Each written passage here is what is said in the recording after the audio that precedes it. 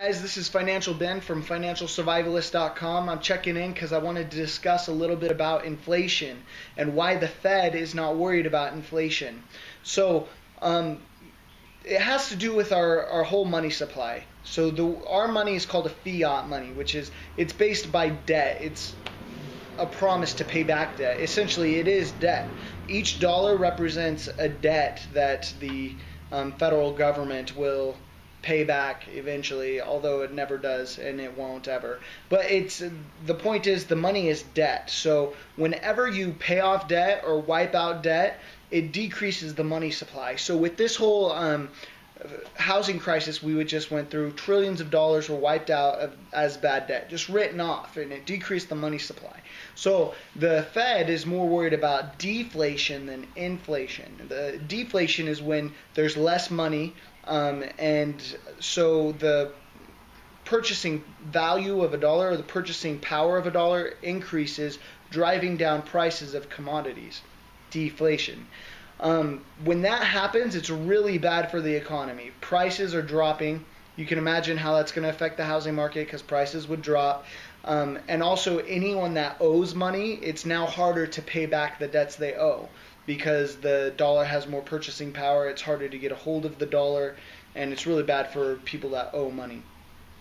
However, the opposite, inflation, is really important, and it's really good for the economy to an extent comparatively to deflation. So a small amount of inflation is good because it makes it easier to pay off debt. It makes it more likely people are going to spend money, and it also helps increase prices and whatnot like that.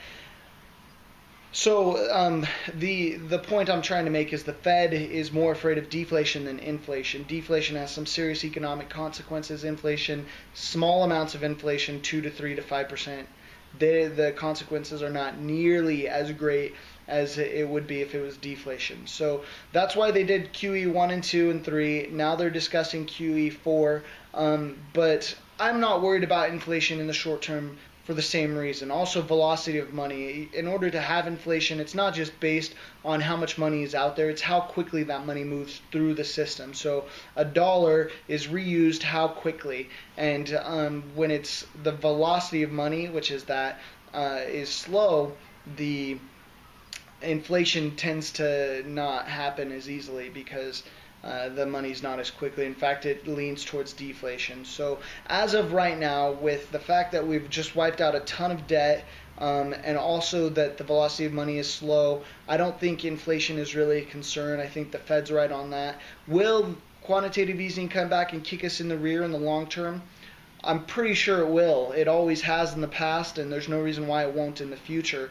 And it's going to suck when that happens because we have done some crazy stuff with our money supply. And the Fed isn't worried about that because they think that once that velocity of money starts to pick up, if they need to, they can pull out the extra money by selling the debt that they just bought, essentially. Anyway, the problem with that there has to be people willing to sell that or to buy that debt, to transact it, and the economy has to be good. There has to be faith that the debt will be paid back, and if the economy is bad, it won't happen. I think that after the election, if Romney is elected, then the velocity of money may start to pick up just because politics, and we could see some inflation then. But as of right now, I'm not really worried about inflation. I'm more worried about deflation because that would suck for me as a real estate investor. It'd suck for most homeowners, and it'd suck for the economy in general. But inflation eventually will kick us in the rear.